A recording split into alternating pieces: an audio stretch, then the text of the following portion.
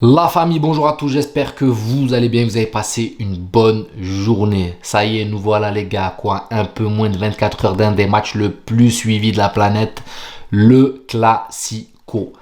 Et c'est vrai que j'en entends beaucoup dire dans les réseaux, il y a Ozil, ancien madrilène, les gars, qui est en train de nous dire que le Classico perd de sa saveur, c'est plus les Classicos d'antan, pas de la faute du Real Madrid parce que le Real Madrid est toujours à la hauteur et pratique un beau football, mais que le Barça est en train de régresser. Je suis un peu d'accord avec lui parce que c'est vrai qu'avant, en fait, c'était porté par deux joueurs qui clairement mettaient les équipes sur leur dos. Entre Messi et Ronaldo, c'était une grosse rivalité qui donnait un peu de saveur à ces classicos. Elle est en train de disparaître au fur et à mesure, mais ça reste un classico, les gars. Ça reste un classico et on sait très bien la rivalité qu'il y a entre ces deux équipes. Donc, on va dire, moi, je suis un peu 50-50 avec les dires de Ozil. Mais dans le jeu, un classico, c'est un gros match, les gars. Et on doit vraiment, s'il y a un match qu'il faut gagner en Liga, c'est le classico, les gars. Clairement. Donc, on va pas sous-estimer ce match, les frères. Vous le savez très bien qu'un Barça malade est un Barça dangereux. C'est vrai que si on regarde l'aspect psychologique, pour nous, tous les voyants sont au vert. Tous les voyants sont au vert. Nous sortons le Manchester City. Nous sommes qualifiés pour les demi. Psychologiquement, la cohésion, le groupe vit très bien. Nous sommes leaders du championnat avec 8 points d'avance. Donc ouais, c'est vrai que quand tu suis cette logique-là, tout est au vert. Les joueurs sont dans une euphorie de psychopathe parce qu'ils viennent sortir le tenant du titre et pour moi, qui est clairement une des meilleures équipes du monde, si ce n'est la meilleure équipe du monde, qui est Manchester City, qui vient de gagner d'ailleurs contre Chelsea et qui est en finale d'FA Cup. Donc, c'est vrai que pour nous, tous les voyants sont au vert. Mais, vous savez, il y a toujours un mais avec moi. Et comme je le dis tout le temps, attention. Attention parce que ce genre de match, c'est le genre de match qui te réanime un collectif blessé. C'est ça que je vais vous expliquer, c'est que nous, on a pour habitude, c'est vrai que cette année, on a quand même on a tenu tête à cette équipe du Barça. On a fait attention à ne pas leur redonner de la force. C'est pas comme la saison dernière où quand le Barça était au plus mal, quand ils jouaient contre nous, ça leur faisait un regain de motivation et le Barça resurvolait la Liga. Et on disait que le Real n'a peur de personne, mais quand le Real joue le Barça, ils ont peur du Barça. Et malheureusement, l'année dernière, c'est ce qui s'est passé. Par contre, cette année, j'ai l'impression qu'on a corrigé le tir. Et sur les deux dernières confrontations, que ce soit en Super Coupe d'Espagne ou au match aller, on a été là, on a gagné, on a pris la victoire. Même si au match aller, les gars, c'était quand même compliqué. On a eu la chance d'avoir un Jude Bellingham qui nous a claqué une frappe de psychopathe. Je m'en souviens comme si c'était hier, les gars. Cette frappe, elle était magistrale. De 30-35 mètres facile, une belle frappe flottante comme ça là, en plus le pied qui reste en l'air, je m'en souviens, et le but à la 92e minute il me semble là sur Modric qui la dévie à peine et qui vient, qui fait une sorte de reprise bizarre un petit peu, je m'en rappelle, c'était comme si c'était hier les gars, c'était encore un exploit de Bellingham. Le Barça je l'ai trouvé supérieur sur ce match au Real Madrid footballistiquement. Maintenant comme on le dit les gars, c'est le résultat qui parle. Donc c'est pour ça que je vous dis, ce Barça, attention, pour eux, c'est le match de la saison. Xavi l'a clairement dit, les gars. Il a dit, ce match-là, c'est le match de la saison. Et c'est le match qui peut relancer un collectif ou l'enfoncer au fond du gouffre. Clairement, si nous tapons le Barça demain, je pense que moralement, les gars, on va avoir la démission de Xavi à la suite. On va voir tout qui va s'enchaîner, les gars. Parce que moralement, ben, ça y est, ils sont à 0. Et donc, c'est pour ça qu'il faut aller terminer, mettre le coup de massue qui va les finir.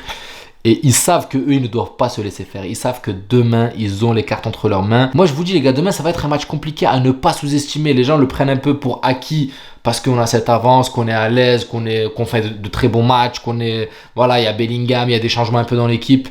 Moi, je vous dis attention, attention, parce que cette équipe du Barça n'est pas sous-estimée. Il y en a qui vont peut-être pas être d'accord avec moi, mais je trouve le Barça actuel plus dangereux que le Barça du match aller. Et je vais vous expliquer pourquoi. Quand vous regardez les 6 derniers matchs du Barça avant la défaite contre le Paris Saint-Germain, le Barça est en train de pratiquer un très beau football. On voyait un Barça qui est en train de revivre un petit peu, de renaître de ses cendres. C'est clair, ça met des 3 buts par match, des 4 buts par match. C'est clairement un Barça qui était plus attractif dans son niveau de jeu. On voyait un Lamine Yamal qui survole le côté, qui était là, qui enchaîne les passes D. On commence à voir Cancelo qui revenait. Bref, le Barça à l'heure actuelle était plutôt bien. Maintenant, ils ont perdu contre ce Paris Saint-Germain sur un fait de match. Franchement, c'est clairement un fait de match qui a mis un stop à ce Barça. Parce que si ce Barça, les gars, ne prend pas ce carton rouge, je ne sais pas si c'est le même match. On est d'accord parce que 2 buts d'avance, je ne crois pas que le Barça se serait laissé faire de la sorte. Maintenant, ça a perturbé un peu ce bloc défensif du Barça, le fait de sortir le meilleur défenseur de l'équipe. Tu sors Araujo, t'as Cubarsí à côté qui est seul, je sais pas par qui il a été remplacé, donc ça a été compliqué, ça a perturbé cette équipe du Barça, mais pour moi, ça reste que mon point de vue, le Barça, s'il n'y a pas ce carton rouge, s'il n'y a pas ce fait de jeu, passe. Clairement, pour moi, ils étaient supérieurs, ils ont marqué très vite. Tous les voyants étaient au vert pour eux pour avancer. Malheureusement, il y a un fait de jeu, c'est le très haut niveau, c'est la Ligue des Champions et ce détail a fait basculer la balance côté Paris. Maintenant, on va pas refaire le match, mais ça reste mon point de vue. Donc, je trouvais le Barça sur une très bonne forme. Ils ont tapé l'Atlético 3-0, il me semble. Ils avaient tapé Naples. Bref, leurs 6 derniers matchs étaient de très bon augure. Donc, tout était ouvert pour eux. Malheureusement, le fait de match les a coulés. Donc, une défaite, c'est clair que moralement, ça peut les taper, mais moi, je les enterrerai pas très vite. C'est pour ça que je dis ce match, les gars, demain va être très important. C'est la seule chose qui leur reste. C'est la seule chose qu'ils peuvent aller chercher. Donc, croyez pas que vous allez avoir demain un Barça fatigué qui va pas jouer, qui va... Non, non, les gars, parce que j'en vois beaucoup sur Twitter et compagnie vendre la peau de l'ours avant de l'avoir tué, alors que les gars, je vous dis, le match de demain est très important et on en reparle demain. Maintenant, bien sûr, je suis madrilène, je souhaite la gagne, j'espère qu'on les tape 4-5-0 pour les faire sombrer. Mais, attention. Attention à cette équipe du Barça, les gars, parce que, comme je vous l'ai dit, un Barça blessé est un Barça qui peut faire très mal. Ils savent que c'est le match qui peut ressouder leur effectif. Maintenant, on va parler un petit peu composition, parce que moi, je suis un petit peu perdu. J'ai pris mes petites notes par rapport à la compo. Et on a beaucoup de joueurs qui sont en surcharge musculaire, qui sont un petit peu blessés dû au match contre Manchester City, qui a clairement pesé sur les organismes. Les gars, il y en a beaucoup qui sont restés dans les infrastructures, qui ne sont pas sortis à l'extérieur pour les entraînements. On a notamment Ferland Mendy, qui est surcharge musculaire. On a Dani Carvajal aussi, qui me semble, qui est en surcharge musculaire. Dani Carvajal ne s'est pas entraîné avec le groupe. Ferland Mendy aussi ne s'est pas entraîné avec le groupe. Donc, on va partir sur Lunin en tant que gardien. Il continue sur sa lancée. Et là, il n'y a personne qui va le déloger. C'est clair et net. En défense centrale, j'ai un doute. Est-ce que Tchouaméni va reprendre sa place pour lui donner un peu de temps de jeu, pour lui redonner un peu de rythme, vu qu'il n'était pas là sur le dernier match en tant que défenseur central? Ou, vu l'annonce de Nacho qui a dit qu'il ne re-signera pas au Real Madrid, qui pour lui, ça y est, c'est la fin avec le Real, est-ce qu'on va continuer à le poncer jusqu'au bout, justement, et lui faire plaisir, lui faire jouer un petit peu? Surtout que Carlo Ancelotti, il tient à ses cadres, il tient à ses légendes. Donc, je pense qu'il peut lui faire ce cadeau, même si il y a un résultat à aller chercher. Il peut lui faire ce cadeau, notamment que Nacho n'a pas déçu sur le dernier match, les gars. Donc, c'est possible pour moi que Nacho débute en tant que titulaire, accompagné de Rudiger, bien sûr. À gauche, clairement, je ne le vois pas mettre Fran Garcia. On connaît Carlo Ancelotti, c'est quelqu'un de conservateur, c'est quelqu'un qui ne fait pas confiance aux jeunes, surtout sur les matchs très importants comme ceux-là. Donc, si vraiment Ferland Mendy n'est pas disponible, pour moi, je pense que la surcharge n'est pas excessive et qu'on peut retrouver Ferland Mendy, mais je pense qu'il y a possibilité de revoir Camavinga en tant que latéral gauche. Et à droite, on va pas se mentir, ce sera Lucas Vazquez. Voilà, Lucas Vazquez qui, cette saison, en tant que remplaçant, il a vraiment fait le taf, alors que moi, j'étais le premier à le descendre.